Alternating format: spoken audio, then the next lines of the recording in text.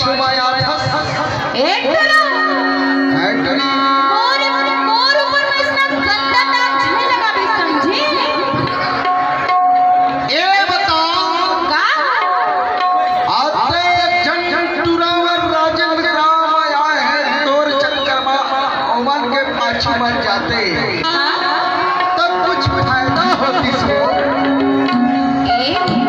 oven के पीछे को छोड़ के तब मोरे पाछू में काबर परे है मैं हाँ इसना झे कर दूरा काबर के ना तो दिमाग होशियारी लगे समझा थोड़े ए का सोच ले हाँ तो काय करबे पूरा गर्मी ला उतार दे हो तोर वो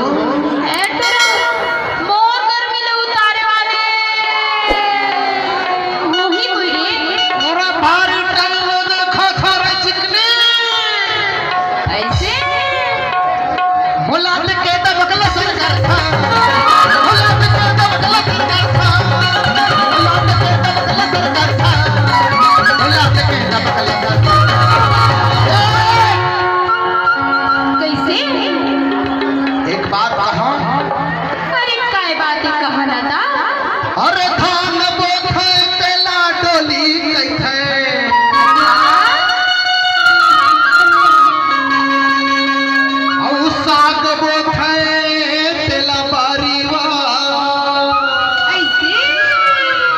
सुने होगा दे धान बोथे तेला डोली कैथे औ साग बोथे तेला बारीवा ओए पाछू में देखत सबले पाछू लाल लाल साड़ी वाली है ओकर पाछू कहां अरे वो पाछू में बैठे है वाला मोर समधि ने कही है औ आगू में टोपी पहने लाल लाल तेला मोर सारी वो ए ट्री काहे तुरा तो सही सही मोर आगू पीछू को है करे कैथा वो का कहता मुलाद के दबकला सरकार था मुलाद के दबकला सरकार था मुलाद के दबकला सरकार था मुलाद के दबकला काहे काबरते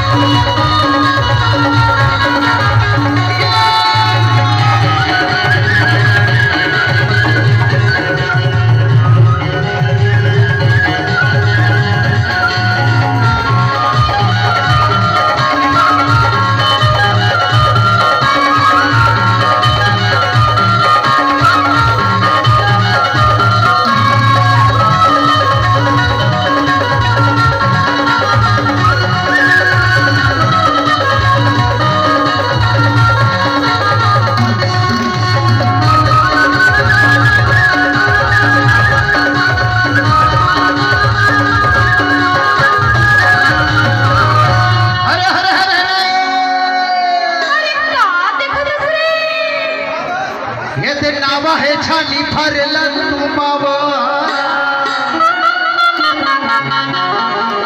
टोरी नावा है छाने फारे ला तुम्मा वो तुम्मा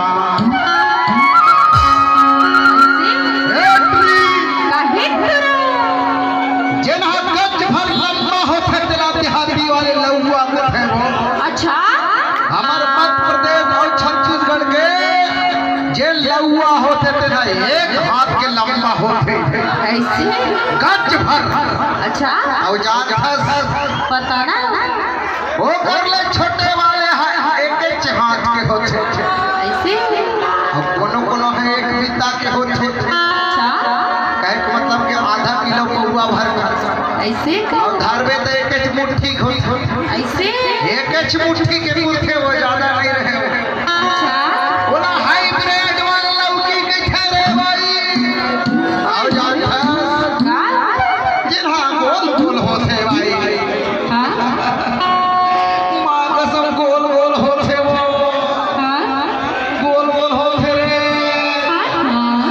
ईमान से दूध उठे होते वो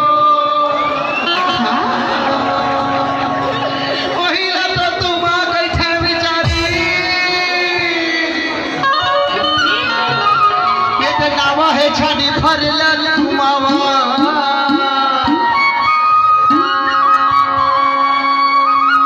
और तुमला गोदी माँ बैठा के ले तो चुमा ले तो चुमा वो चुमा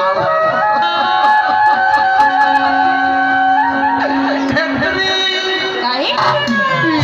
नामा है जाने वाला तुमावा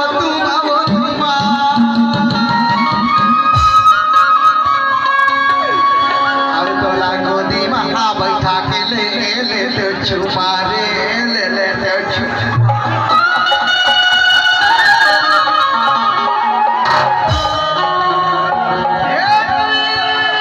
काहे बोला